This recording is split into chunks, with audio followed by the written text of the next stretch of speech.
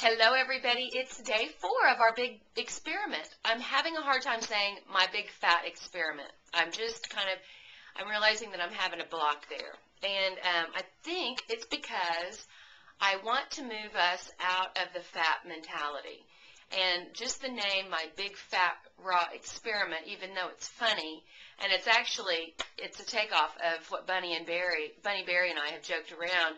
It was her saying to begin with when we were talking about Matt and Angela's wedding that's coming up later this month, and we were laughing about, and she was calling it my big fat raw wedding, which I actually think it's hysterical because it fits more for that because of my big Greek wedding or whatever that was. But I'm thinking about changing the name of our experiment to Raw Food Rehab because that's kind of what we're really doing. And it's funny, but it still doesn't have the word fat in it. And we all are in a time of rehabilitation as we're making more positive choices in our lives during this next 10 weeks. And the topic of what I want to talk about today is hydration. And probably that topic is even more important to our successful weight loss than even our diet, believe it or not. Our diet's extremely important, but if your body is dehydrated and you're coming from an acid state, your body has been in a state of acidity, if you don't properly hydrate your body, then the weight is just going to stay on. And in the thread today, I'm actually giving you more details about what that looks like and why that is. And I know we've heard it our whole life, you need to drink more water. You need to drink more water. You're not drinking enough water. I mean, I've heard it my whole life, and we know it in our minds, but I think one of the biggest reasons we don't drink water, it's a toilet issue. I mean, if you have a job where you're in the car a lot, it's inconvenient. I mean, you have to pull over, go to some toilet that might not be that nice, and it's an issue. So what I try to do is I try to start my morning off every day with 32 ounces of water at least. I mean, I just chug that. First thing, maybe I put some lemon in it. I get that down. And I think about what my day is going to be like. And so I try to kind of pace my liquid drinking as best I can when I'm not taking down 32 ounces and then hopping in for a road trip, because that is inconvenient. Or if you work in a job where, there are some challenges, but the payoff is so worth it. I promise you, it's so worth it.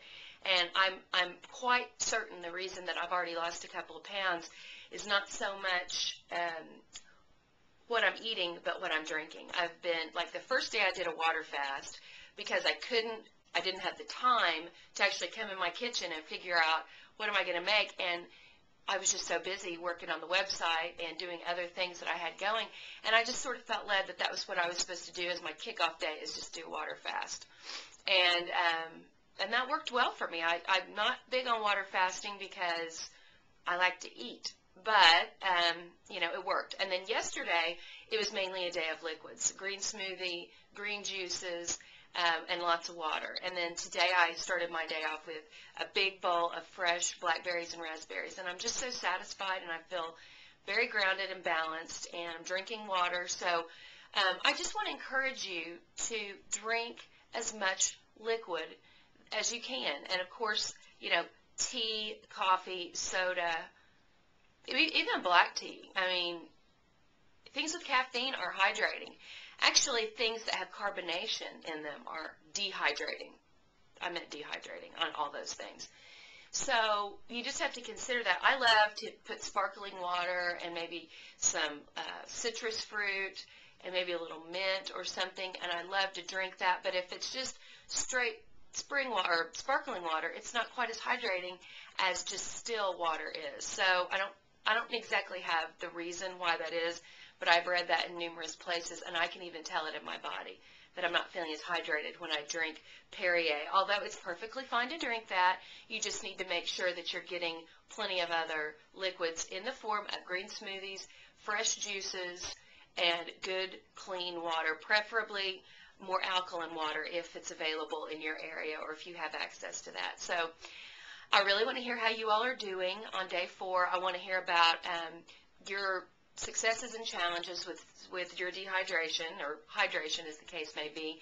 And I want to encourage you to read the information that I've put on the thread today about hydration and how it can help combat the acidity in your body. Also, if you're a subscriber to Raw Food Magazine, I wrote an article last month that has some of this information in it, but it has a lot more than what I shared in today's thread. So if you're not already a subscriber to Raw Food Magazine, you need to go over to rawfood.com and get your subscription in, because it's the only raw food magazine really in the world that comes out monthly. And there's going to be so many recipes and encouraging articles along your journey. If you're new to raw food, you definitely want to subscribe to that. I am the food editor of that magazine, and Bunny Berry, who's a member of this site, is the main, she's the visionary that created it, and she is the editor-in-chief. So I just want to encourage you to go over there and check it out. Great, great stuff I'm reading right now. I'm reading so many people's blogs and posts that you're posting on the discussion forums, and I'm getting a lot of motivation personally from you guys. So I just want to thank you for being part of this, and I'll see you tomorrow. Bye.